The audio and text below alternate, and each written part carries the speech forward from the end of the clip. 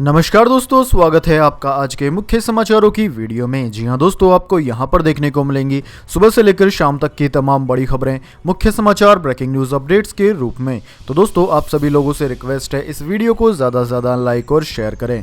तो दोस्तों, सीधे चलते हैं आज की पहली बड़ी खबर की ओर। प्रधानमंत्री नरेंद्र मोदी ने दी देशवासियों को सलाह, कहा जब तक दवाई नहीं बन जाती तब तक ढिलाई नहीं। जी हां दोस्तों, प्रधानमंत्री नरेंद्र मोदी ने एक बार फिर देशवासियों को इस महामारी से बचे रहने की सलाह दी है। उन्होंने नया मंत्र देते हुए कहा कि जब तक दवाई नहीं तब तक ढिलाई नहीं। प्रधानमंत्री मोदी ने 2 गज की दूरी, मास्क है जरूरी का मंत्र भी न भूलने की सलाह दी है। इसके बाद दोस्तों, अगली बड़ी खबर। पंजाब में स्मार्ट राशन कार्ड योजना शुरू, 1.41 करोड़ लाभार्थियों को मिलेगा लाभ। जी हां दोस्तों, पंजाब के मुख्यमंत्री अमरिंदर सिंह ने शनिवार को राज्य में स्मार्ट राशन कार्ड योजना की शुरुआत कर दी है। राज्य के 1 करोड़ 41 लाख लाभार्थियों को इस योजना से लाभ मिलेगा। राज्य में one nation one ration card योजना लागू हो जाने के बाद अब पंजाब में किसी भी डिपो से अनाज प्राप्त किया जा सकता है। मुख्यमंत्री अमरिंदर सिंह ने इस मौके पर एक अलग योजना का भी ऐलान किया। अमरिंदर सिंह ने कहा कि राष्ट्रीय खाद्य सुरक्षा अधिनियम के तहत कवर नहीं किए गए 9 लाख लाभार्थियों को रियायत राशन प्रदान करने के लिए एक अलग राज्य वित्त पोषित योजना भी शुरू की जाएगी। इसके साथ ही राज्य में कुल लाभार्थियों की संख्या 1 करोड़ 50 लाख हो जाएगी। इसके बाद दोस्तों, अगली बड़ी खबर। अरुणाचल प्रदेश के 5 युवाओं को चीन ने भारत को सौंपा, 2 सितंबर से थे लापता। जी हां दोस्तों, अरुणाचल प्रदेश से 2 सितंबर को लापता हुए 5 युवकों को चीन की पीपल लिबरेशन आर्मी यानी कि PLA ने भारत को सौंप दिया है। सौंपने से पहले चीन के प्रोपेगेंडा अखबार ग्लोबल टाइम्स ने दावा किया था कि वे भारतीय सेना के जासूस हैं, लेकिन भारतीय सेना के लगातार दबाव के बाद PLA उन्हें सौंपने पर सहमत हो गई। सेना की तेजपुर छावनी के प्रवक्ता ने ट्वीट करके बताया कि 5 युवकों को शनिवार सुबह 9:30 बजे अरुणाचल प्रदेश के दमाई में भारतीय सेना के सुपुर्द कर दिया गया। यह सूचना सामने आने के बाद कई लोगों ने ट्वीट करके 5 युवाओं की सकुशल वापसी पर बधाई भी दी।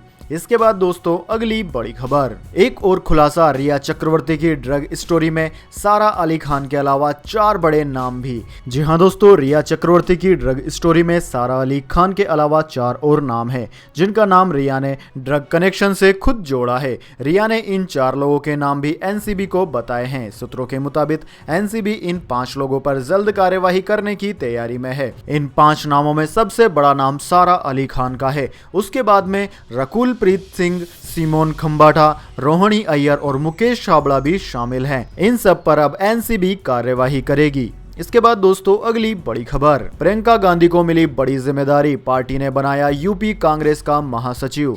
जी हां दोस्तों, कांग्रेस अध्यक्ष सोनिया गांधी ने संगठन में बड़ा बदलाव करते हुए गुलाम नबी आजाद समेत 4 वरिष्ठ नेताओं को महासचिव की जिम्मेदारी से मुक्त किया। तो साथ ही रणदीप सुरजेवाला, तारक अनवर और जितेंद्र सिंह के तौर पर 3 नए महासचिव नियुक्त किए गए। पार्टी के संगठन महासचिव KC वेणुगोपाल की ओर से जारी बयान के मुताबिक अब तक महासचिव प्रभारी की जिम्मेदारी निभा रही प्रियंका गांधी वाड्रा को अब पूरे प्रदेश के प्रभारी का जिम्मा आधिकारिक रूप से सौंप दिया गया है। इससे पहले प्रदेश के पश्चिमी हिस्से का प्रभार ज्योतिरादित्य सिंधिया संभाल रहे थे, जो कुछ महीने पहले ही भाजपा में जा चुके हैं। इसके बाद दोस्तों, अगली बड़ी खबर। बड़ी खुशखबरी, भारत में बन गई है इस महामारी की दवाई, जानवरों पर वैक्सीन का परीक्षण सफल।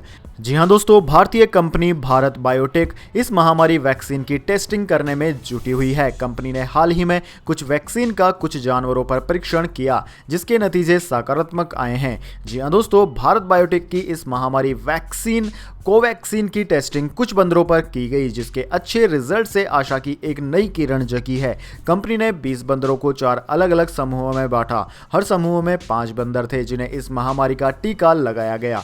बंदरों के 3 समूहों को 0 से लेकर 14 दिन तक 3 अलग अलग वैक्सीन दी गई।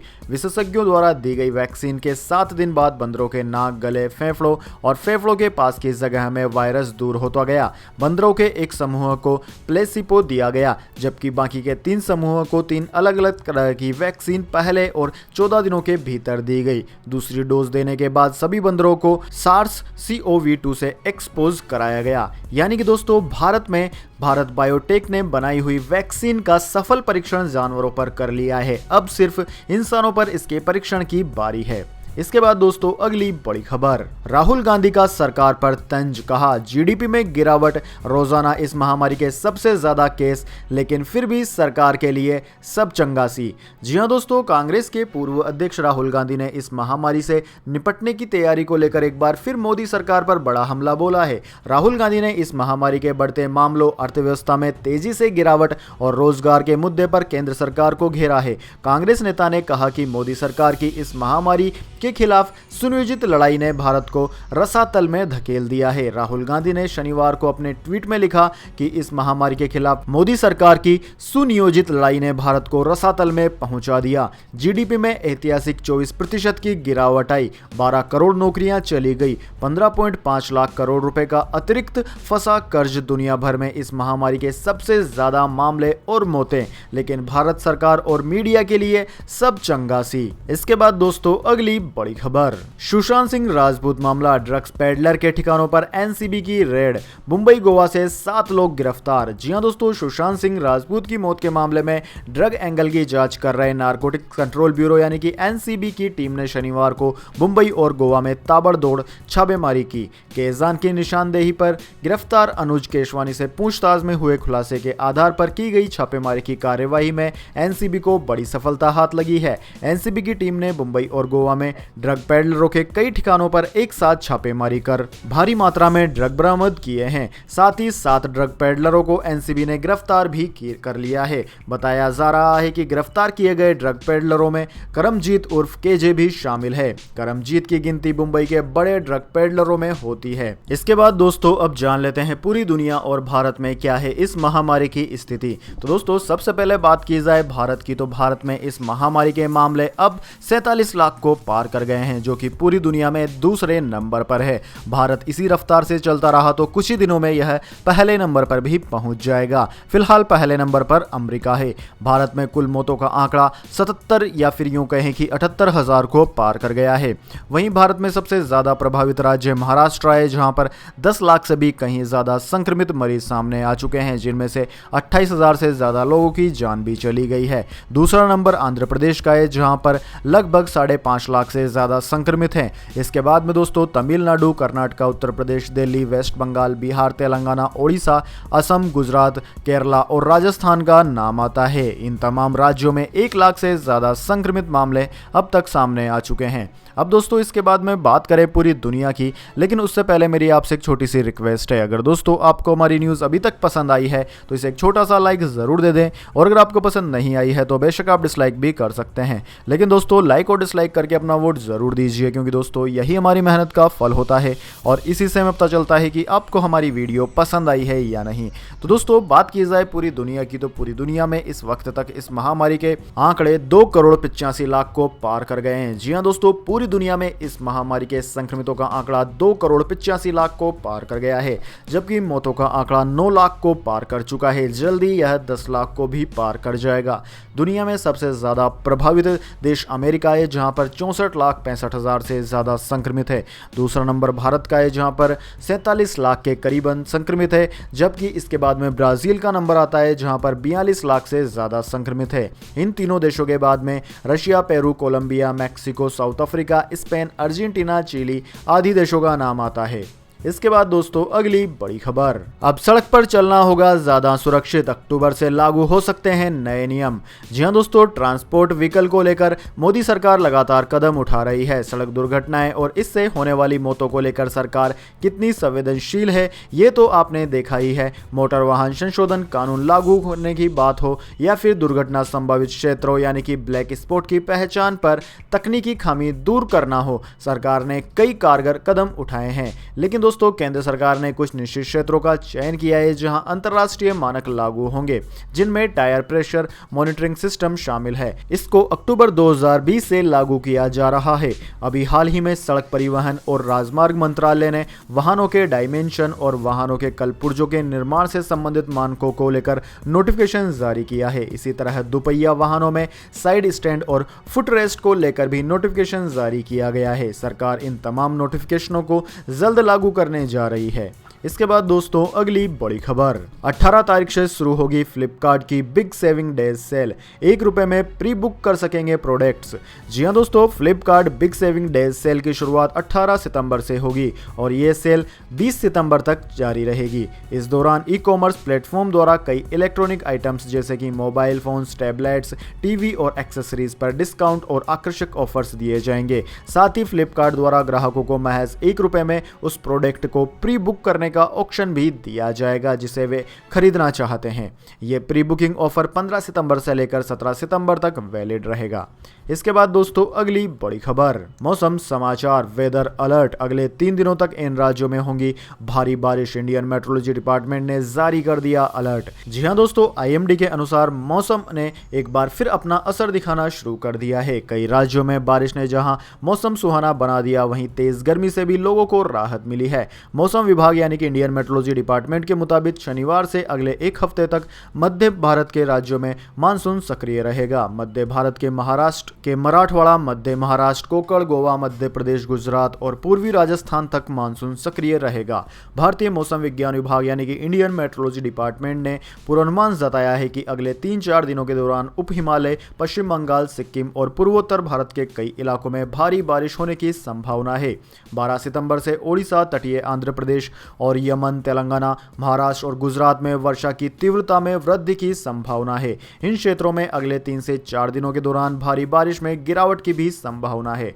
मौसम विज्ञान विभाग के अनुसार पूर्वी उत्तर प्रदेश, राजस्थान, गुजरात, बिहार, मध्य प्रदेश, छत्तीसगढ़, झारखंड, विदर्भ, उप हिमालय, पश्चिम बंगाल, सिक्किम, असम, मेघालय, तेलंगाना, तटीय आंध्र प्रदेश, तटीय केरल, केरल, रायलसीमा, कोंकण और गोवा में भारी बारिश के आसार हैं। वैसे दोस्तों, आप कौन से राज्य में रहते हैं कमेंट करके बताएं, साथ ही आपके राज्य में मौसम के हाल भी बताइए। इसके बाद दोस्तों अगली बड़ी खबर, आज फिर सस्ता हो गया पेट्रोल और डीजल, जानिए आपके शहर की कीमतें। जी हां दोस्तों, सरकारी तेल कंपनियों ने आज फिर पेट्रोल डीजल की कीमतों में कमी करने का ऐलान किया है। हालांकि इससे एक दिन पहले कीमतों में कोई फेरबदल नहीं हुआ था। दोस्तों, आज राष्ट्रीय राजधानी दिल्ली में पेट्रोल के दाम में 13 पैसों की कमी की गई है, जिससे इसकी कीमत घटकर ₹81.86 प्रति लीटर हो गई है। वहीं डीजल की बात की जाए तो डीजल में 12 पैसे प्रति लीटर की कमी की गई है और डीजल अब ₹72.93 प्रति लीटर पर आ गया है। इसके बाद दोस्तों अगली बड़ी खबर, गोल्ड सिल्वर प्राइस टुडे, लगातार 4 दिन तक चढ़ने के बाद लुढ़का सोना, चांदी भी रही फीकी।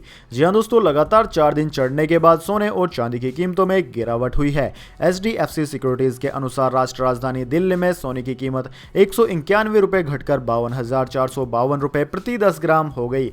वहीं दोस्तों चांदी की बात की जाए तो चांदी की कीमत ₹990 गिरकर ₹69,441 प्रति किलोग्राम पर रह गई है। अंतर्राष्ट्रीय स्तर की बात की जाए तो अंतर्राष्ट्रीय बाजार में सोना थोड़ा गिरकर $1943 प्रति औंस, जबकि चांदी $26.78 प्रति औंस पर कारोबार कर रहे थे। दोस्तों आपकी जानकारी के लिए बता दें, 1 औंस में 28 ग्राम होता है। इसके बाद दोस्तों अगली बड़ी खबर, FCI के 1 लाख से ज्यादा मजदूर और कर्मचारियों को मार्च 2021 तक मिलेगा 35 लाख का महामारी इंश्योरेंस। जी हां दोस्तों, केंद्रीय उपभोक्ता मामले, खाद्य एवं सार्वजनिक वितरण मंत्री रामविलास पासवान ने बड़ा ऐलान करते हुए FCI यानी कि फूड कॉरपोरेशन ऑफ इंडिया के 80,000 मजदूर सहित कुल 1,08,714 कर्मचारियों को 35 लाख रुपए तक का इंश्योरेंस देने की समय सीमा को आगे बढ़ा दिया है। रामविलास पासवान ने ट्वीट करके बताया कि FCI के कुल 1,08,714 कर्मचारियों और अधिकारियों में किसी की भी इस महामारी से मौत होने पर परिवार को मुआवजा देने के फैसले को FCI ने 24 सितंबर 2020 से 6 महीने के लिए और आगे बढ़ा दिया है। यानी कि सितंबर से अगले 6 महीने के दौरान भी अगर कोई व्यक्ति इस महामारी की वजह से मर जाता है और वह FCI में जॉब करता है तो उसके परिवार को 35 लाख रुपए दिए जाएंगे मुआवजे के तौर पर। इसके बाद दोस्तों अगली बड़ी खबर, भारत ने तैयार किया AD प्लान, इस फार्मूले से चीन की हर साजिश हो जाएगी नाकाम। जी हां दोस्तों, लाइन ऑफ एक्चुअल कंट्रोल यानी कि LAC पर तनाव अभी भी बरकरार है। भारत और चीन की सेनाएं आमने सामने हैं। चीन की हर चाल पर हिंदुस्तान का अग्रिम नेतृत्व नजर बनाए हुए है। खुद प्रधानमंत्री नरेंद्र मोदी हालात पर नजर रखे हुए हैं। कल एनएसए अजीत डोभाल ने प्रधानमंत्री मोदी से मुलाकात की और चीन की सैन्य और कूटनीतिक साजिशों के बारे में पूरी जानकारी दी। चीन के मसले पर भारत का इरादा साफ है, न तो चीन के झांसे में आएंगे और न ही धोस बर्दाश्त करेंगे। शी जिनपिंग की हर चाल पर दिल्ली की नजर है। भारत की मजबूत इच्छा शक्ति और सही रणनीति का कमाल है कि चीन आज बैकफुट पर है। इसके बाद दोस्तों अगली बड़ी खबर, राहुल गांधी ने मोदी सरकार पर साधा निशाना, कहा अभी युवाओं के लिए रोजगार की कोई उम्मीद नहीं। जी हां दोस्तों, कांग्रेस नेता राहुल गांधी ने एक बार फिर प्रधानमंत्री नरेंद्र मोदी सरकार को सवालों के घेरे में खड़ा कर दिया है। एक ट्वीट में उन्होंने यूनिलीवर कंपनी के ग्लोबल सीईओ एलन जॉब के बयान से जुड़ी एक खबर शेयर करते हुए भारतीय अर्थव्यवस्था और नौकरियों के मोर्चे पर नरेंद्र मोदी सरकार को निशाना बनाया है। राहुल गांधी ने अपने इस ट्वीट में लिखा कि हाल फिलहाल युवाओं के लिए रोजगार सृजन और सुरक्षित भविष्य की कोई उम्मीद नजर नहीं आ रही है। पूर्व कांग्रेस अध्यक्ष राहुल गांधी ने अपने ट्वीट में यूनिलीवर के ग्लोबल सीईओ के बयान की एक रिपोर्ट को शेयर करते हुए लिखा कि इस महामारी के मामलों में लगातार होती बढ़ोतरी के चलते भारत के सबसे बड़े एम्प्लॉयरों में से एक इंतजार करें और देखें क्या होता है वाले मोड में है। इसलिए हाल फिलहाल युवाओं के लिए रोजगार सृजन और सुरक्षित भविष्य की कोई उम्मीद नहीं है। इसके बाद दोस्तों अगली बड़ी खबर, अब एनसीबी के निशाने पर करण जौहर, इस मामले की हो सकती है जांच। जी हां दोस्तों, सुशांत सिंह राजपूत केस में ड्रग एंगल की जांच कर रही नारकोटिक्स कंट्रोल ब्यूरो एनसीबी के रडार पर अब बॉलीवुड के बड़े नाम आ गए हैं। जानकारी के मुताबिक एनसीबी अब 30 जुलाई 2019 को करण जौहर के घर हुई पार्टी की भी जांच कर सकती है। दोस्तों आपकी जानकारी के लिए बता दें, 30 जुलाई 2019 को करण जौहर के घर पार्टी का एक टिकटॉक वीडियो वायरल हुआ था, जिसमें विक्की कौशल, दीपिका पादुकोण, रणवीर कपूर, मलाइका अरोड़ा, अर्जुन कपूर, वरुण धवन, आयन मुखर्जी, जोया अख्तर जैसे सितारे भी दिखे थे। वीडियो इन सेलेब्स के हाव भाव और बॉडी लैंग्वेज के चलते सोशल मीडिया पर दावा किया गया कि ये सभी स्टार्स ड्रग के प्रभाव में थे। इस वीडियो को करण जौहर ने रिलीज किया था। अब अगर इस वीडियो की जांच होती है तो करण जौहर भी जेल जा सकते हैं। तो दोस्तों यह थी आज की तमाम बड़ी खबरें। इसके बाद दोस्तों अब बारी आती है आज के माइंड क्विज क्वेश्चन की। जी हाँ दोस्तों, एक आसान से सवाल का जवाब देकर आप जीत सकते हैं एक अमेजिंग सरप्राइज गिफ्ट हमारे यूट्यूब चैनल की ओर से। तो दोस्तों आज का सवाल आपकी स्क्रीन पर आ चुका है। शहीद आजम भगत सिंह के साथ और कौन से 2 स्वतंत्रता सेनानियों को फांसी की सजा दी गई थी अंग्रेजों के द्वारा? अगर दोस्तों आप उन दोनों वीरों के नाम जानते हैं तो जल्दी से कमेंट बॉक्स में उनके नाम लिख दीजिए। अगर दोस्तों आपका जवाब होता है एकदम सही और आप चुन ले जाते हैं लक्की विजेता के रूप में, तो आपको मिल सकता है एक अमेजिंग सरप्राइज गिफ्ट हमारे यूट्यूब चैनल की ओर से। तो दोस्तों जल्दी से अपना उत्तर कमेंट बॉक्स में लिख दीजिए, वीडियो को लाइक कर लीजिए और चैनल को सब्सक्राइब करके बेल आइकन भी दबा लीजिए। धन्यवाद। वंदे मातरम। जय हिंद, जय भारत।